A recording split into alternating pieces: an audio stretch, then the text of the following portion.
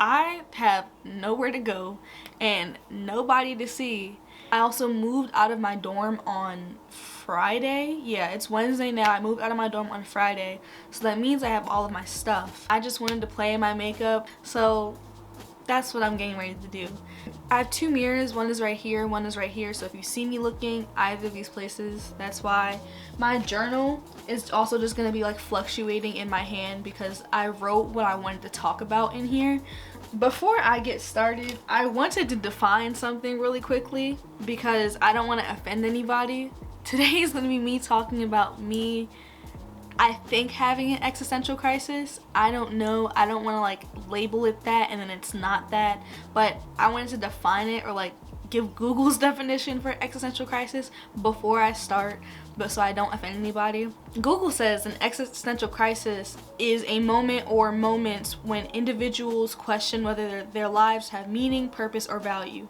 And examples of it could be losing faith in a religious tradition, losing a loved one, failing at a career, or feeling socially unfulfilled. I know one of those things has like piled into it, but I don't think it caused it. So that's what we're talking about today. I am going to start with my eyebrows. I also don't want to hear anything about how dirty my brushes are or how jank they look because I know. I also don't want to hear anything about how old my products are because I know. And I don't do my makeup often enough for me to go out and repurchase products when I haven't finished using the old ones. I know it's bad, but I don't wear makeup often because I don't like it on my face. But I'm just bored right now. I have nothing better to do. So, existential crisis, right? The first thing, like, I think I'm having one of those just because I feel like I'm floating in like mid-air right now. Like not even mid-air, like just like out in space. Like that's where I feel like I'm at currently. Like I don't feel like I'm on Earth. And I don't know how to get back down to Earth from space.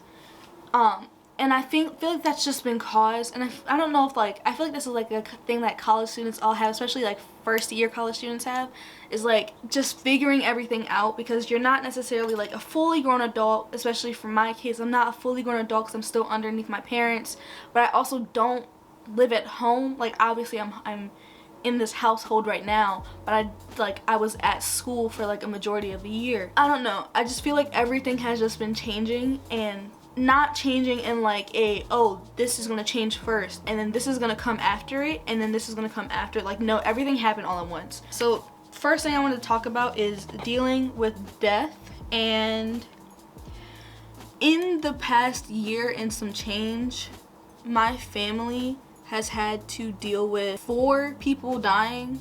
I don't know if like that's normal. I don't think that's normal. So we've had to deal with 4 people dying, and one of which was recent and 2 of which I was really close to.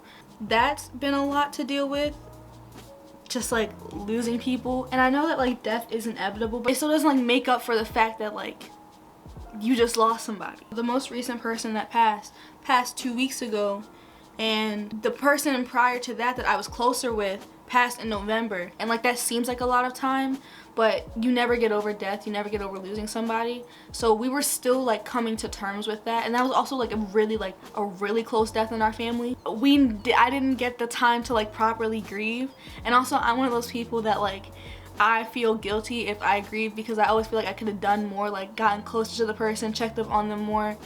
The death, like, yes, it affects me, but I feel like for a lot of the people in my family, it affects them more. Like, even if my own parents were to pass, I don't even think I would allow myself to grieve because I'm so worried about my older brothers and like my aunt, like, or like people around me rather than myself, because I just don't feel like my like sadness is like, I don't say worthy, but worthy of being there because I could have done more. I don't know, that's just like how I think, and I know I need to get over that. But that's what happened with like the 2 deaths that have like occurred recently. It was my mom's sister and then my dad's brother and also my cousin's parents. So it's just been like, I just feel like I don't have the luxury, not necessarily the luxury, but I don't have the right to be upset and the right to worry about myself when people have had closer attachment to those people. So I've kind of just been like, I'm doing my best to focus on them more rather than like allow myself to grieve. And I know that's like really bad, but that's just like what's been happening. I hope that I'm not alone on this, but I also hope I'm alone on this. But I hate how like my family does this thing where like they don't come together unless someone dies. But there's so many people in my family I have yet to meet, but I just like met for the first time in my like adult mind someone who I should have met years ago.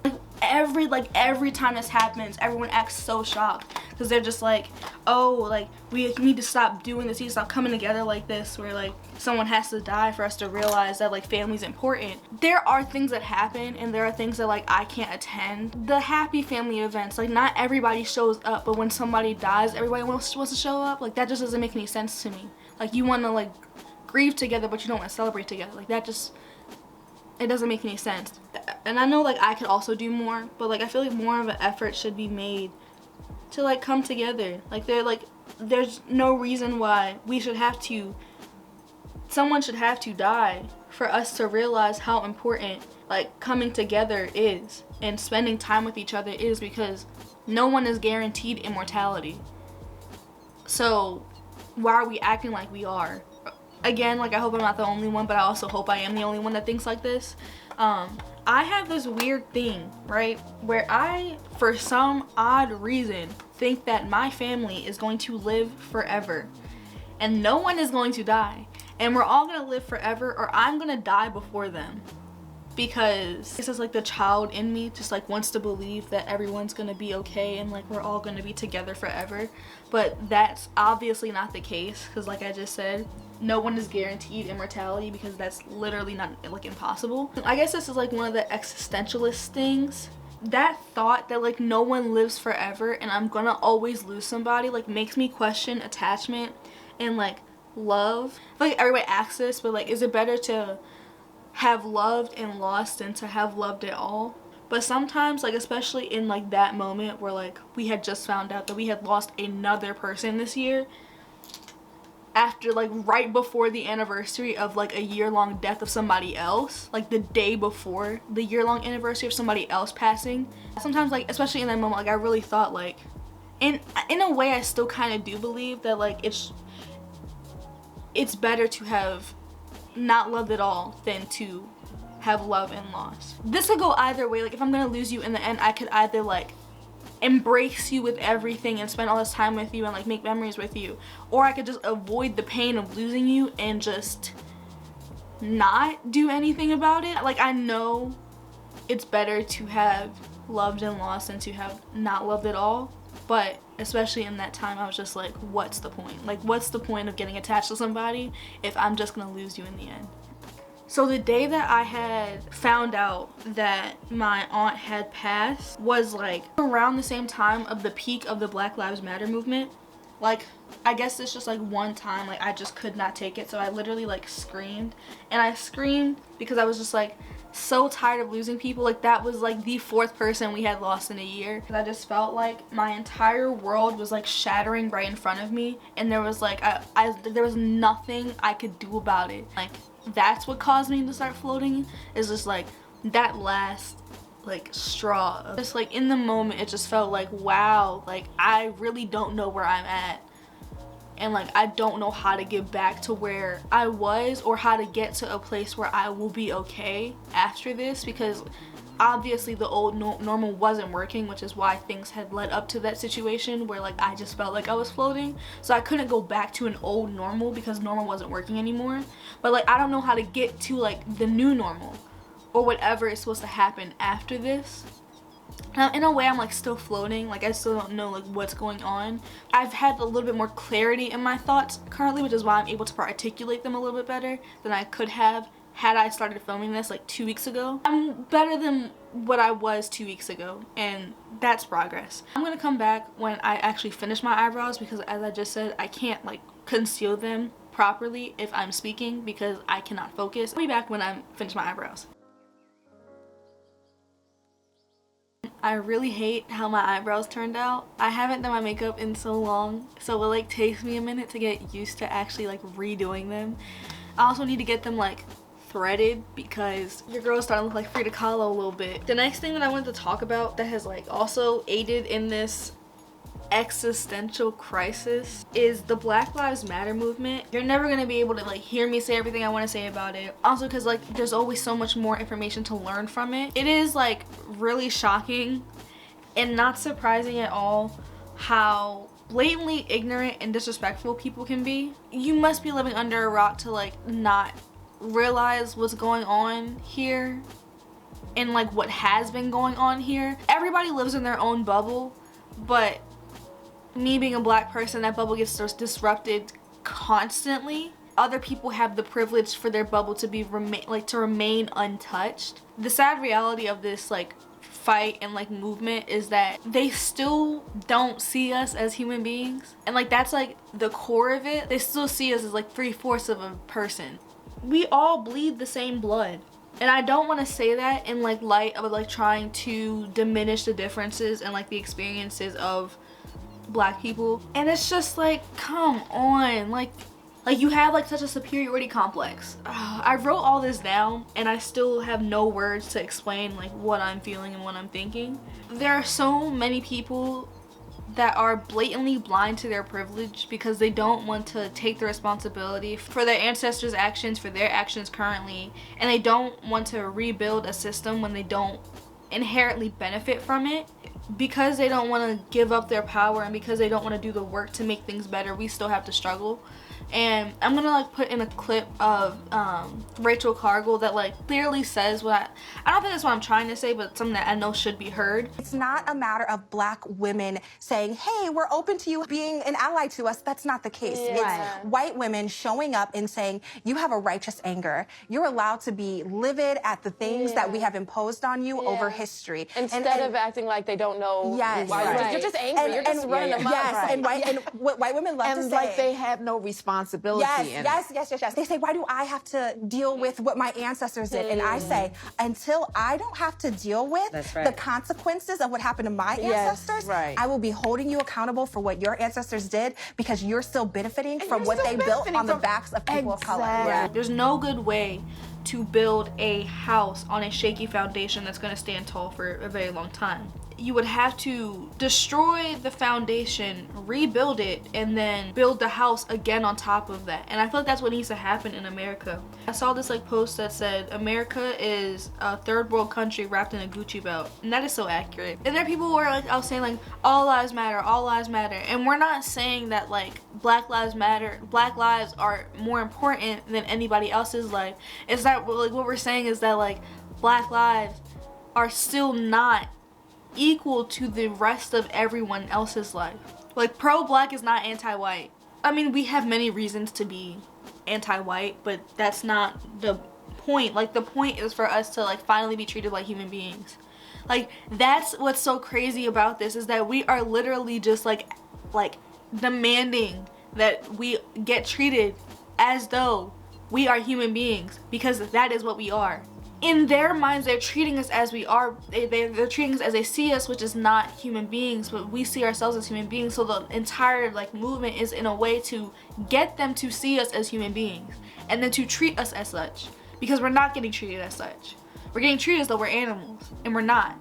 Y'all want to take from black culture, but don't want to support us when we're asking for help. Like that makes no sense to me. Like you want to wear our clothes, listen to our music, sing our songs, but you don't want to be right in the front lines for us when we're protesting. Like, and you don't want to be calling people, signing petitions, donating, buying from black brands, but y'all don't want to like actively support us. My high school was in like the Confederate part of Maryland. There are so many like white kids at my school, at my old school, that wanted to be black so bad, but had this happened at that time when I was still in school, y'all would have been sitting at home watching it. The world is opening back up, but they're only opening back up for profitable reasons, not because it's actually safe to go back out. So please be careful. Like, there's still a pandemic happening. Take this time to educate yourself and advocate for your black friends that you claim that you have, that support your claim that you're not racist. Just because you have black friends does not mean you're not racist. I'm always gonna have more to say about this, and I just can't articulate my thoughts like well enough. I still can't. I don't think I ever will be able to. I hope that one day I will be able to, but like currently right now, like that's just not feasible for me. Y'all want us to stop? Like, just imagine like if you're tired of hearing it, like just imagine how tired we are experiencing it. But there's no reason why I should be like terrified of my brother walking outside in his neighborhood. Like, there's no reason. But I wing do my makeup every single time because I really don't know what I'm doing. Oh, that's a lot. Did not mean to do that. It's fine. I tell y'all that whatever setting spray I'm about to use is about to fix all of this, because setting spray is like the go. Setting spray solves all my problems. I'm gonna spray my face real quick because I just don't want to look like this anymore.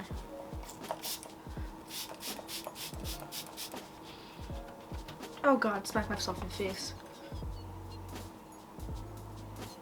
I'm still in a transitional phase of becoming an adult. I am unlearning a lot of social conditioning, learning about myself and the world, healing from past trauma, learning what love is, how to give it and receive it. In a way, learning how to be me again, whatever that means. I feel like for a lot of college students that's also happening, but it just so happened that like everything else in the world is happening alongside this. Everything happening at once, especially just like developmental stuff in my life, and then everything being thrown at me has just been like I said at the beginning, and I'm gonna keep saying it, it's been extremely overwhelming.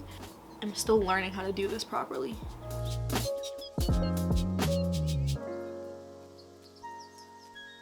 Oh wow, I did that so well. I did that so well. Oh wow, look at me knowing what I'm doing, kind of. Wow, that never happens. Wow. This is my bad eye.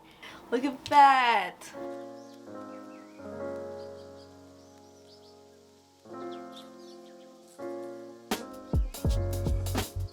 I'm gonna look so much better when I pull my hair down, because that's what makes my face.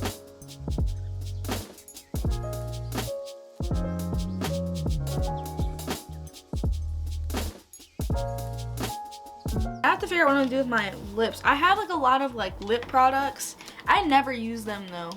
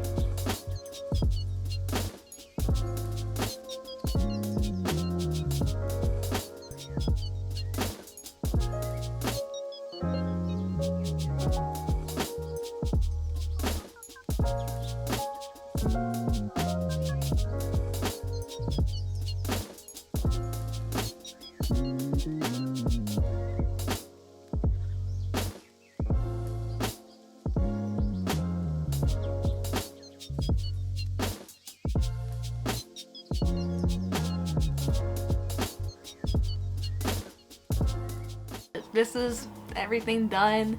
Resources for the Black Lives Matter movement will be in the description box down below. That's all I have to say right now. Don't forget to do all the YouTube things, like, comment, subscribe, and I will see you in the next video. Bye!